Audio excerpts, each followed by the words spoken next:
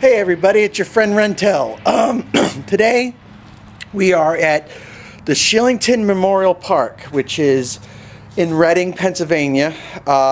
It's kind of cold out today. Told you all I would show you a little bit about geocaching. So today we're going after a cache called Ace in the Hole, which is a puzzle cache. Puzzle caches, unlike most caches, you have to solve some kind of puzzle in order to find it. Might be, do some research on the net, through Wikipedia, or go to a certain location and find information about what you're looking for.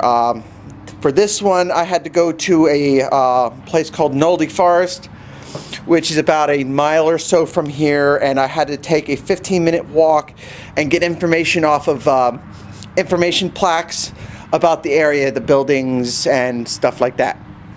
So after I got that information, I then translated that into numbers, which gave me the coordinates that I needed to find the cache. Took me about maybe 15 minutes or so to solve that all out. It wasn't that bad. Some puzzles can be difficult, solving Sudoku puzzles or some kind of strange cipher, but this one was fairly simple. So what we're going to do now, we're over here at the parking area, and we're going to be walking into the woods to go find the cache. I got all I need for geocaching. I've got my trusty GPS here, which will help me locate the cache. Also, when you go geocaching, you need something to write with, to write in the log that you find in any cache. And I got my cell phone just in case, something happens to me in the middle of the woods and there's nobody around. It's always good if you're going into the woods or into mountains or anything to make sure someone knows where you're going, so that if something happens to you, they know where to start looking.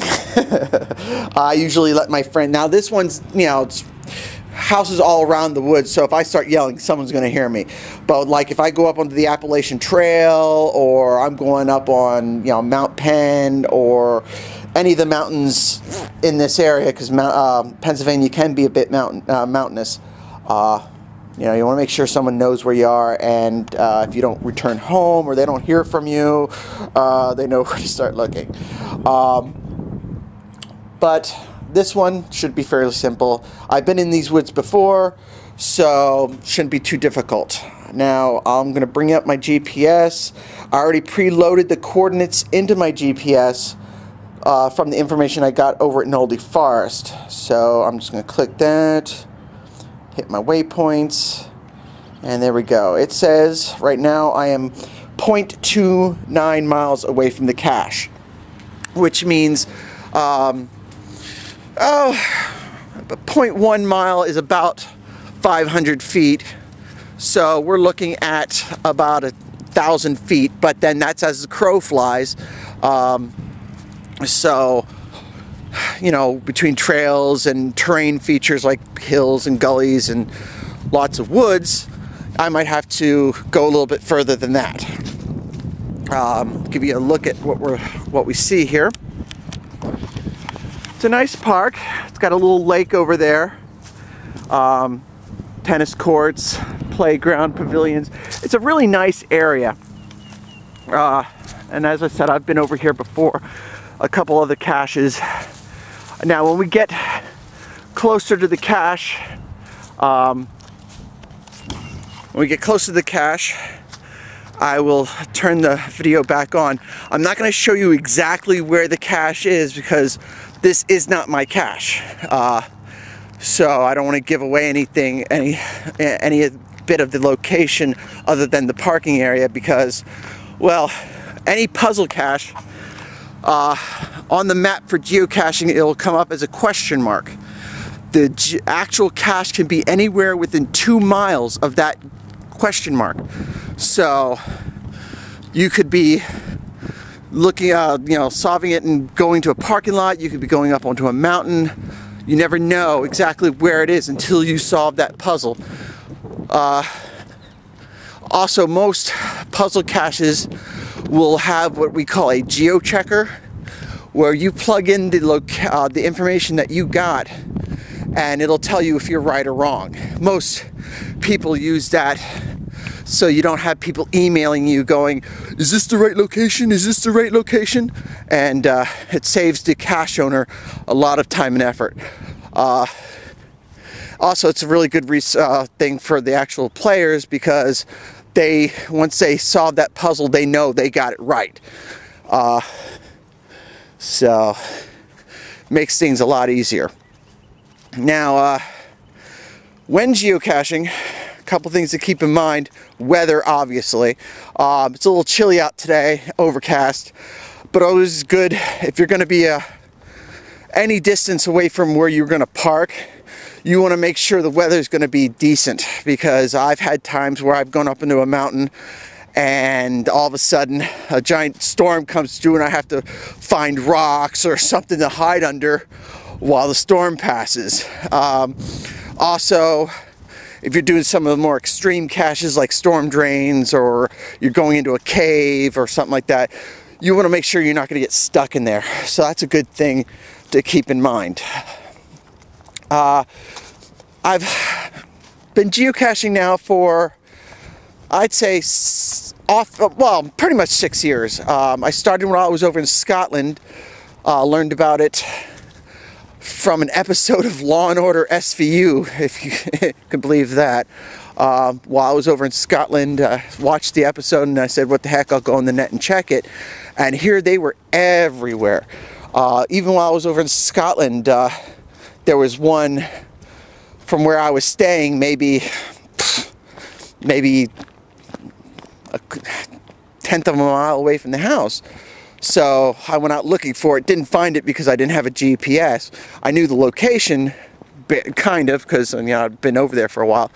But I was looking for what's called a nano, which could be about that big. They're black, they're magnetic, and they're a dickens to find if especially when you're starting. If you've never seen one before, you're looking around going, what is this thing, you know? So now here we go into the woods. You can see nice and pretty woods. Right over there is where we started, and now we're going to go into the woods here and start looking for our cache. I'm going to look on my trusty GPS here and pull up the compass here, and we can see, let's see if we can tilt it so you can see it. My GPS accuracy is 22 feet, which means even when I get right on top of the cache or close to the cache, when it says I'm right there, there could still be 23 feet range. So when we get in close, that means we've got to put the GPS down and actually use our eyes and look for it.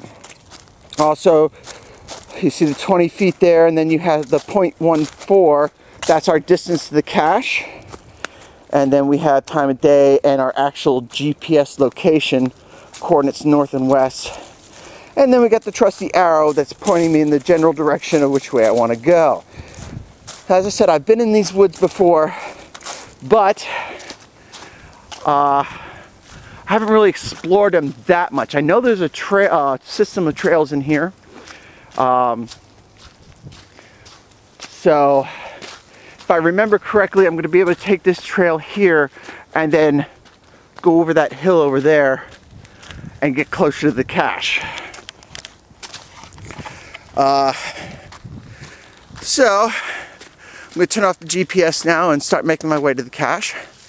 And once we get there, I'll give you a look-see and see if you can see where the cache is before I go and try and go get it. Okay? See you in a little bit. Alright, so we trudged our way through the woods, and it's actually not that far from the parking area, but we've made it to the GZ, or what we call ground zero. And then from that point, you have to open your eyes and look and try and find the cache, either using hints, which in this one it says large stump, remove stones. So what I'm going to do is I'm going to do a little panoramic view of the area and see if you can spot what I'm looking for. Right over there is where we started. And then here are the woods. Gonna do a nice panoramic view here. Nice and slow.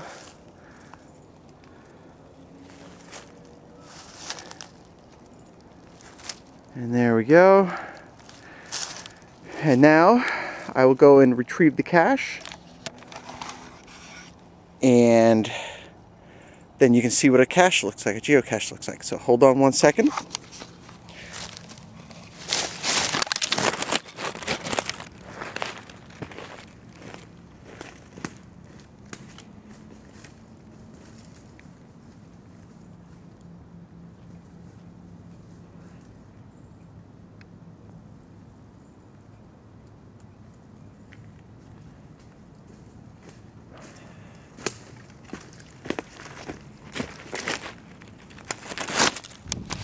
And here we go. Here's your cache. Looks like an old Gatorade bottle, taking the things off and everything.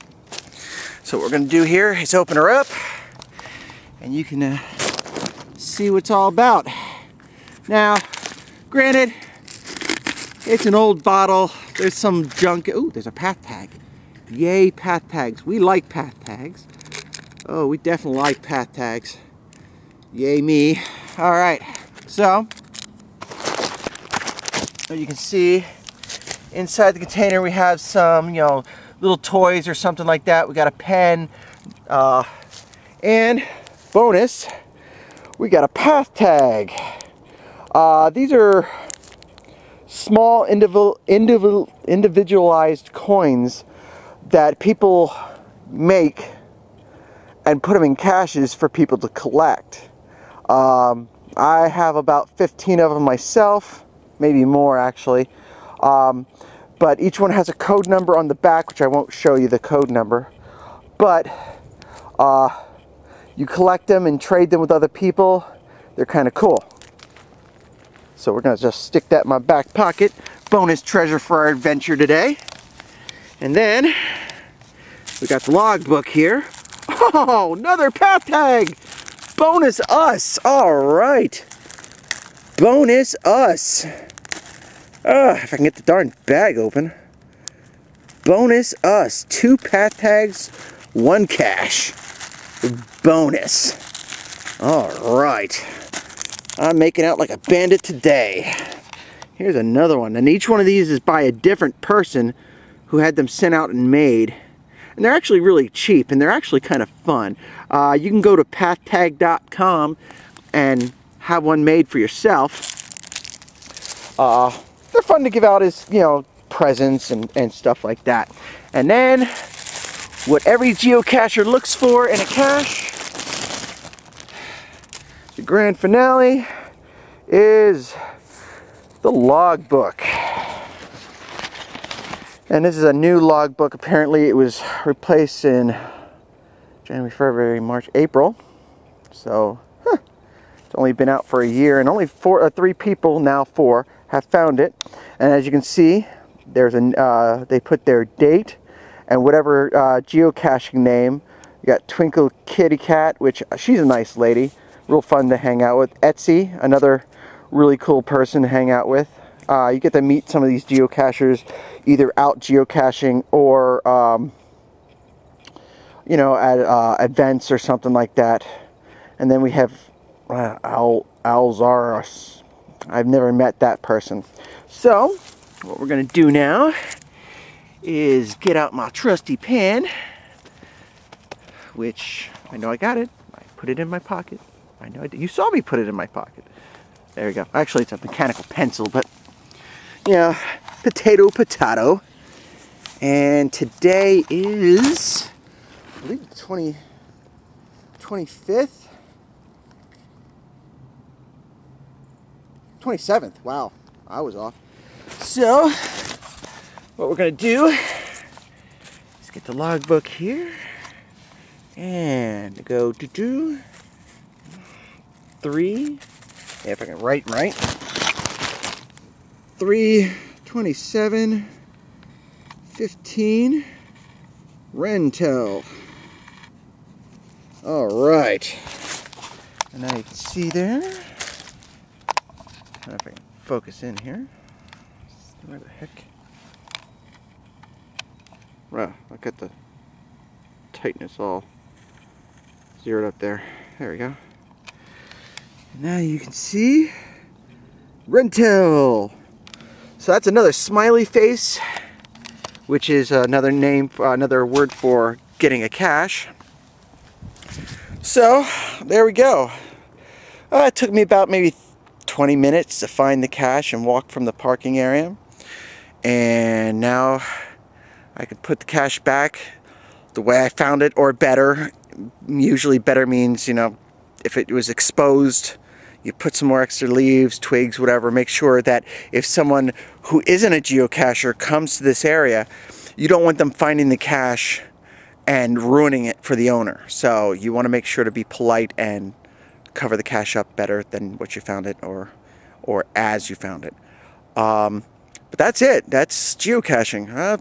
Good exercise. I got about about 4,000 steps doing this. I have a Fitbit, so I keep track of my steps. I try and get about 10,000 steps a day, which is about 5 miles a day walking. Don't always get it, but I try. So there you go. That's geocaching. I plan to put some more videos out when I go to do some of more, either go back to some of my more favorite caches that I've done, or if I'm going out with a group doing, you know, whatever, I'll make sure to do some more videos so you get an idea of what the heck I'm talking about when I talk about geocaching. Alright, y'all have a good day, keep strong, and get out there and adventure. Get away from that Xbox, get away from that PlayStation, get away from that computer. Get out in the woods, have some fun, get some fresh air, get some exercise. Alright, you have a good day.